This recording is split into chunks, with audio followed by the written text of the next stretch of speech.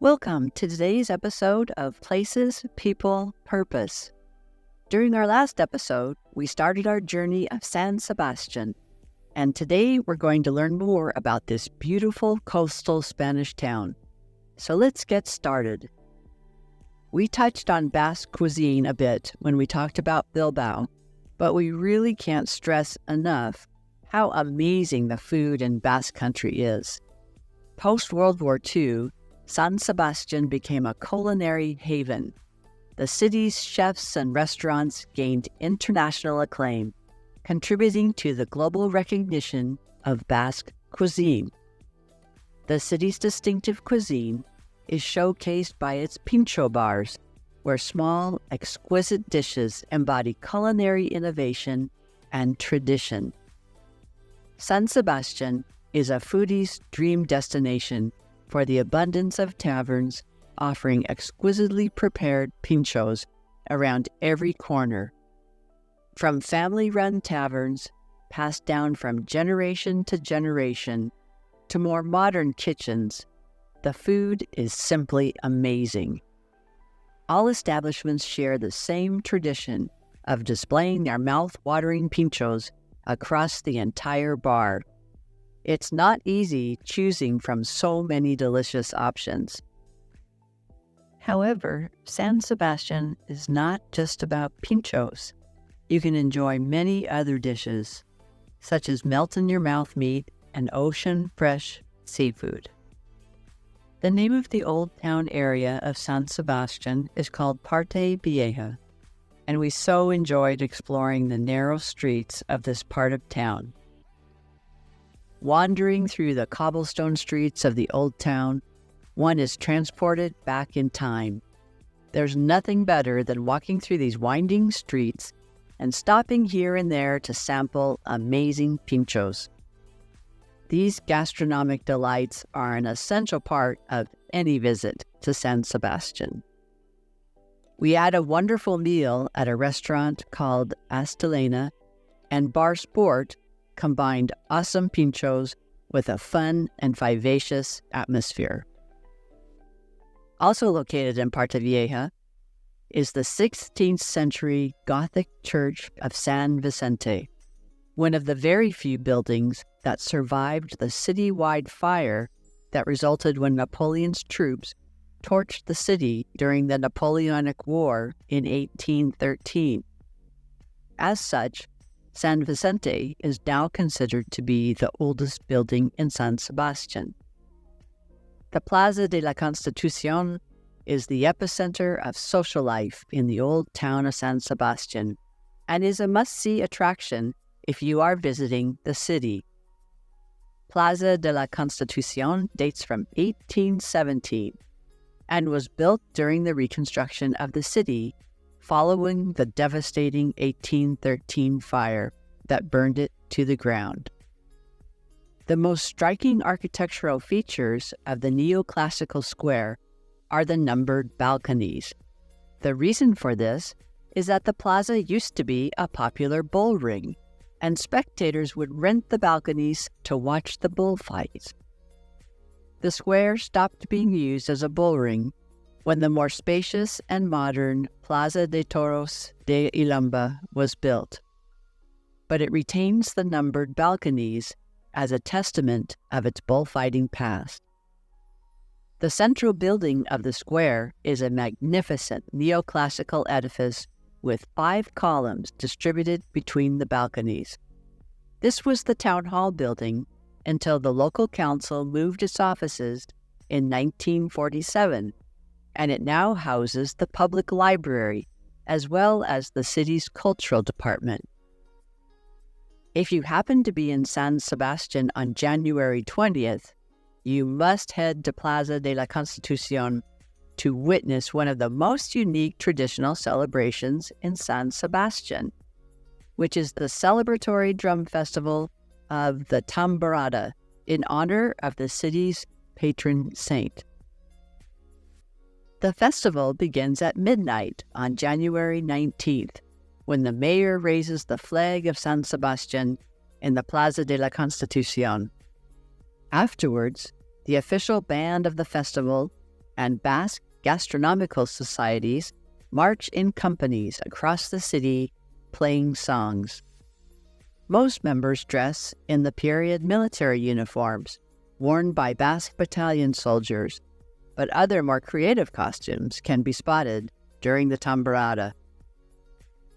More than 147 contingents take part, and they take the streets and deliver a show filled with song and dance to the thunderous beat of the drums.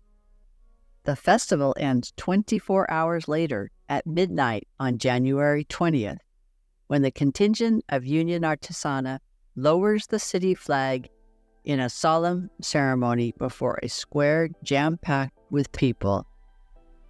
The end of this festivity arouses a great deal of emotion among those who take part in this deeply rooted tradition. The city also hosts the prestigious San Sebastian International Film Festival, attracting filmmakers and cinephiles from around the world. The Kursaal, a contemporary architectural masterpiece, serves as a hub for cultural events and artistic expression, bridging the gap between tradition and the avant-garde. Winner of the Mies van der Rohe Award for Best Building in Europe, the Kursaal Conference Center and Auditorium are a hub for culture and recreation in San Sebastian. The Kursaal's two monumental cubes of translucent glass shine brightly in its urban landscape. The largest cube houses an auditorium, and the other is a conference center. The closure and subsequent demolition of the old Casino del Kursaal in 1972 left a large vacant plot in one of the most prized areas of the town. However, it wasn't until the city acquired the plot in 1985 that it was given any value. 4 years later, the local authorities put out a public tender for the grand cultural center that is the Kursaal today. Several internationally renowned architects submitted proposals. The winner was Rafael Moneo, and the Kursaal project commenced in 1990. Moneo designed the two cubes as two gigantic rocks hurled ashore by the sea. Building works got underway in 1995 and were completed in 1999. Today, the silhouette of the Kursaal with its two giant cubes is an enduring feature of the San Sebastian panorama. The 624-seat chamber hall is also equipped with the latest technology. The size and acoustics make it the perfect venue for concerts. The Kursaal is the venue for all nature of conferences and cultural events, and it has hosted more than 5,000 such events since opening its doors more than 20 years ago. The most famous are Jazz Aldia, which takes place in late July, Musical Fortnight, which is held in August, and of course the Film Festival, which is held in September. For music lovers, the auditorium also hosts the concert season of the Basque National Orchestra, which is 22 performances a year. Guided tours have been available in the Kursaal since 2000, and it's worth seeing the Kursaal from the inside to appreciate the light and sense of space created by the more than 10,000 glass panels used in its construction. If the occasion arises, make sure to take in one of the many performances in its packed program. San Sebastian also has some really beautiful beaches. Playa de la Concha is considered to be one of the best urban beaches in Europe, with beautifully manicured sand and turquoise water. Zuriola Beach, serves as the home base for the city's surfing community, and it is great to be in a city where surfers are walking barefoot down the streets in their wetsuits with their surfboard held tightly under their arm. San Sebastian is a vibrant center of culture, tourism, and culinary innovation, welcoming visitors from around the world. The city's post-World War II history is marked by a resilient recovery, a flourishing cultural scene, and the continued celebration of its unique Basque identity. Today, the city stands as a testament to its ability to evolve while preserving its rich heritage. We absolutely love this city and highly recommend it for travelers creating their bucket list locations.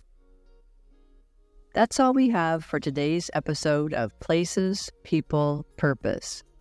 We hope you enjoyed learning about the enchanting coastal town of San Sebastian. For our next episode, we are going to be in the thriving and exciting metropolis of Barcelona, another city that we all enjoyed exploring.